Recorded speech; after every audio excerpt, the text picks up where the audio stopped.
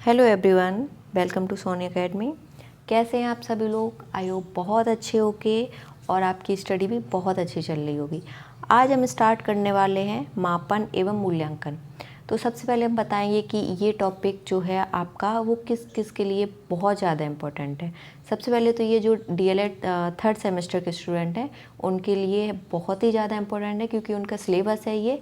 और अभी अभी उनके अप्रैल या स्टार्टिंग मई में एग्ज़ाम होने वाले हैं, तो उनके लिए तो बहुत ज़्यादा ही इम्पोर्टेंट है। एंड ये टॉपिक आपका सुपर टेट में भी आता है, ट्यूपी टेट, रीट, सी टेट, तो ये सभी के लिए बहुत ज़्यादा इम्पोर्टेंट है।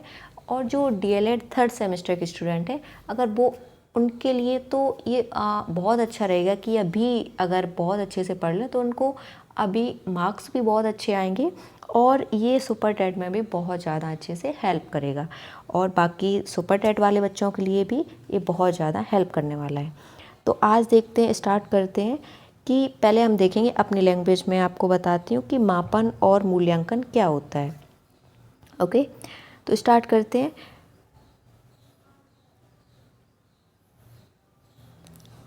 मापन मीन्स अंक प्रदान करना। मापन मीन्स अंक प्रदान करना। ओके, किसी भी चीज़ को अगर आप अंक प्रदान करते हो मीन्स आपने मापन किया है। जैसे कि आपका वेट 40 kg है, 50 kg है, या फिर आपने 2 kg चीनी परचेज़ की, कुछ भी अगर आप किसी भी चीज़ को अंक प्रदान करते, डिजिट देते हो, मीन्स वो मापन कर रहे हो। जैसे कि फॉर एग्जांपल आपका जो इस क्लास में टेस्ट हो रहा है, तो टेस्ट आपको जो मैथ्स में टेस्ट हुआ, आपका जो मैथ्स में आपके 10 मार्क्स आए हैं, तो वो आपका मापन है। अब देखते हैं मूल्यांकन क्या होता है। आपका टेस्ट हुआ, आपको मार्क्स मिले, वो आपका मापन हुआ। मूल्यांकन वो है जो आपके टेस्ट होने के बाद एक टीचर ने आपको जो सभी स्टूडेंट हैं, क्लास में 20 स्टूडेंट हैं, सभी स्टूडेंट को बुला के देखा कि आपकी पोजीशन क्या है, आप फर्स्ट आ रहे हो, सेकंड आ रहे, थर्ड आ रहे हो। सभी बच्चों को देखा कि आपकी पोजीशन क्या है, आप किस पोजीशन पे हो, वो आपका मूल्यांकन हो गया। आई होप समझ में आया होगा। सेकंड एग्जांपल और आपका देती हूँ। जैसे कि आप जब आपका एक किसी पर्टिकुलर सब्जेक्ट में आपके मार्क्स आ रहे हैं, तो वो आपका मापन है। जैसे इंग्लिश में आपके 20 आ रहे हैं, मैथ में 10 आ रहे हैं, या फिर आउट ऑफ 20 में 80 आ रहे हैं किसी में, तो वो आपका एक मापन हो रहा है कि पर्टिकुलर सब्जेक्ट में आपके मार्क्स मिल रहे हैं, आपको मार्क्स दिए जा रहे हैं, तो वो आपका मापन है। बट जो फाइनल आपका जो रिजल्ट आता है, जिसमें कि आपका देखा जाता है कि आपके सब्जेक्ट में कितने मार्क्स मिल रहे हैं, और देखा जाता है आपका कि आपका जो लास्ट में किस सब्जेक्ट में कितने मार्क्स मिले, वो आपका मापन हो गया। ठीक है। अब मूल्यांकन क्या होता है कि जो आपका लास्ट में फाइनल रिजल्ट आता है, उसमें देखा जाता है कि आप कितने कितने मार्क्स सब्जेक्ट में आ रहे हैं, कितने दिन आप अब्सेंट हुए, प्रेजेंट हुए, कितना अदर एक्टिविटीज में आपने पार्टिसिपेट कर रहे हो, अदर एक्टिविटीज़ में कितने ज़्यादा आपको कितना एक्टिव हो आप, ये जो सब कुछ देखा जाता है, वो आपका मूल्यांकन होगा। ए ग्रेड, बी ग्रेड, जो ग्रेडिंग है ना, वो आपका मूल्यांकन में होती है, क्योंकि ग्रेड आपको किस लिए दिए जाते हैं, सब कुछ देख के दिए जा रहे हैं। तो जो सब कुछ देख के कि आप सिंगिंग कैसे करते हो, आपको अदर एक्टिविटीज़ कितना इंटरेस्ट है, आप क्लास में किस टाइप के बच्चे हो, सब कुछ आपका जो देखा जा रहा है ना, वो आपका एक प्रकार के मूल्यांकन हो गया। आपको देखा जा रहा है, आपका मूल्यांकन किया जा रहा है कि आप कैसे बच्चे हो। ठीक है ना। सिर्फ आपका पढ़ाई में नहीं देखा जाता कि आप क्लास में कितना फोकस कर रहे हो, सिर्फ वो नहीं देखा जाता। क्लास में कितना फोकस कर रहे हो, कितने मार्क्स आ रहे हो, वो आपका मापन है। ठीक है। तो ये हो गया मापन और मूल्यांकन। अब देखते हैं, किसी वस्तु के गुणों तथा विशेषताओं का विवरण ही मापन है। किसी वस्तु के गुणों तथा विशेषताओं का विवरण ही मापन है। ओके। मापन अब देखेंगे हम कि मापन कितने प्रकार का होता है। मापन 2 प्रकार का होता है, एक गुणात्मक, एक मात्रात्मक। मापन 2 प्रकार का होता है, एक तो गुणात्मक, दूसरा मात्रात्मक।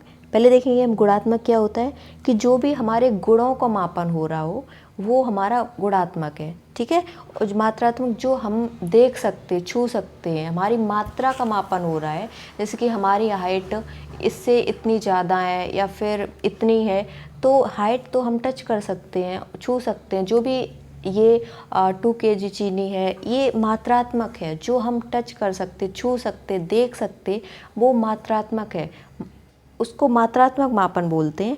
गुणात्मक जो हमारे गुणों का, एक प्रकार से गुणों का मापन हो कि ये लड़की है, ये लड़का है, ठीक है ना। तो इस टाइप से अगर मापन हो रहा है तो वो आपका गुणात्मक मापन होता है, ठीक है। नेक्स्ट देखेंगे, अब हम देखेंगे जो आपकी बुक्स में जिस टाइप से डेफिनेशन है उस टाइप से आपको एक बार दिखाएंगे, ओके। स्टार्ट करते हैं। आपका जो चैप्टर है डीएलएड 3rd सेमेस्टर में, शैक्षिक मूल्यांकन, क्रियात्मक शोध एवं नवाचार।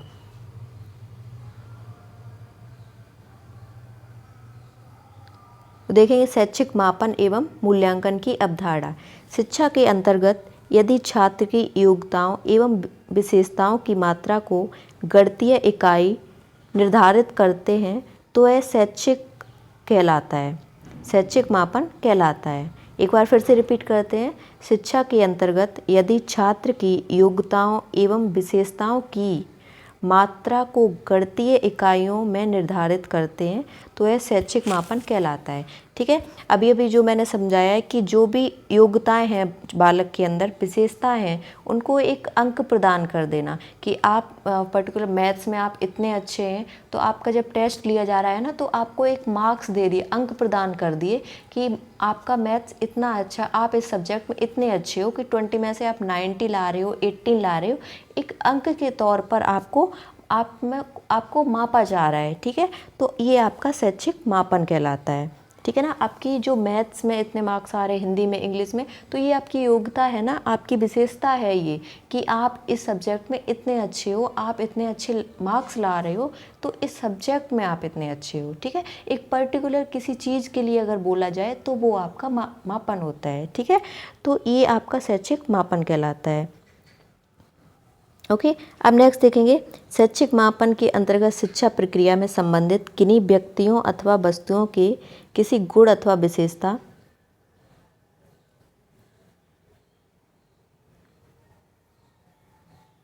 शैक्षिक मापन के अंतर्गत शिक्षा प्रक्रिया से संबंधित किन्हीं व्यक्तियों अथवा वस्तुओं के किसी गुण अथवा विशेषता का वर्णन किया जाता है। गुण अथवा विशेषता का यह वर्णन गुणात्मक तथा मात्रात्मक भी हो सकता है। अभी मैंने आपको चार्ट टेबल से समझाया था कि जो मापन होता है वो 2 प्रकार से होता है, एक गुणात्मक होता है और एक मात्रात्मक होता है। आपको एग्जाम्पल देती हूँ। व्यक्तियों के उनके लिंग भेद के आधार पर पुरुष अथवा महिला कहना गुणात्मक मापन कहलाता है, ठीक है। उसके जो गुण हैं, गुण को देख के हम पुरुष या महिला कैसे कहते हैं, उनके गुणों को देखकर, ठीक है। व्यक्तियों को लिंग या भेद के आधार पर पुरुष अथवा महिला कहना गुणात्मक मापन है, ठीक है। उनके गुण देखे जा रहे हैं ना, तभी आप पहचान पा रहे हो कि महिला है या पुरुष है, ठीक है। तो ये आपका गुणात्मक उदाहरण हो गया। एक सीमा की लंबाई 5 फुट 3 इंच है, यह मात्रात्मक मापन है, एक सरल उदाहरण है। आप अभी मैंने समझाया कि जो आप देख सकते हो, छू सकते हो, जिसका आप अंक दे रहे हो, वो एक आपका मात्रात्मक मापन है, ठीक है। फिर नेक्स्ट देखेंगे। अभी आज मैं आपका मापन करवा रही हूँ, नेक्स्ट क्लास में आपका मूल्यांकन करवाऊंगी, ठीक है। अब आप देखोगे शैक्षिक मापन का अर्थ। शैक्षिक मापन का अर्थ है किसी अवलोकन को पदात्मक रूप से बताना, जैसे भौतिक वस्तु की विशेषताओं तथा गुणों को पदात्मक रूप में देने को मापन कहते हैं, ठीक है।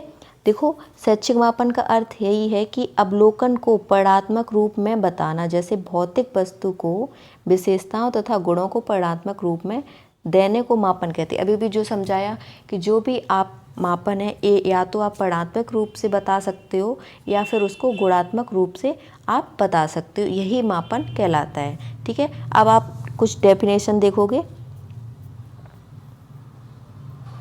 सबसे पहले देखोगे एस स्टीवेंस की मापन किन्हीं, जो डेफिनेशन होती है ना, जिस टाइप से लिखी हो आपको भी वैसे ही लिखना है। और जो डीएलएड स्टूडेंट वाले बच्चे हैं तो सबसे पहले मापन को आपको बताना है कि मापन क्या है, उसके बाद एक आपको डेफिनेशन ज़रूर लिखनी है। ठीक है ना, उससे आपको बहुत अच्छे मार्क्स मिलेंगे। ठीक है, तो एस स्टीवेंस एक लिख सकते हो, या तो वो पूछेगा कि किस इसकी डेफिनेशन ये किसकी है, और नहीं भी पूछता है तो आपको जो डेफिनेशन लिखने के बाद मापन क्या है उसको डिस्क्राइब करने के बाद आपको डेफिनेशन ज़रूर लिखनी है। ओके, तो एस स्टीवेंस क्या कहता है, मापन किन्हीं स्वीकृत नियमों के अनुसार वस्तुओं को अंक प्रदान करने की प्रक्रिया है। ये भी वही कहता है कि वस्तुओं को अंक प्रदान करने, अगर किसी भी चीज़ को आप डिजिट दे सकते हो वो आपका मापन है। ओके, नेक्स्ट देखेंगे कैम्पबेल के अनुसार कि मापन नियम के अनुसार वस्तुओं अथवा घटनाओं का अंकीकरण है। ये अंक प्रदान करने की प्रक्रिया बोलता है और ये घटनाओं का अंकीकरण कहता है। ओके, नेक्स्ट देखेंगे, ये हो गया था। तो आई होप आप सभी को बहुत अच्छे से समझ आया होगा, और अगर कोई कुछ भी आपको ना समझ आए हो तो प्लीज़ कमेंट कर सकते हो। अब नेक्स्ट क्लास में आपका ये जो थर्ड सेमेस्टर के स्टूडेंट के लिए आपके 2 क्लास में मैं कंप्लीट ये टॉपिक करवा दूंगी आपका, और सभी लोग अच्छे से पढ़ते रहिए और आपके एग्ज़ाम जल्दी होने वाले हैं। तो अभी तक जिसने भी नहीं पढ़ा है ना, वो अब क्लास लेके ये कंप्लीट कर ले। ओके, और जो आपकी PDF हो वो टेलीग्राम पे आपको मिल जाएगी। थैंक यू, और जिसने भी चैनल सब्सक्राइब नहीं किया है प्लीज़ सब्सक्राइब कर लें। Thank you, bye.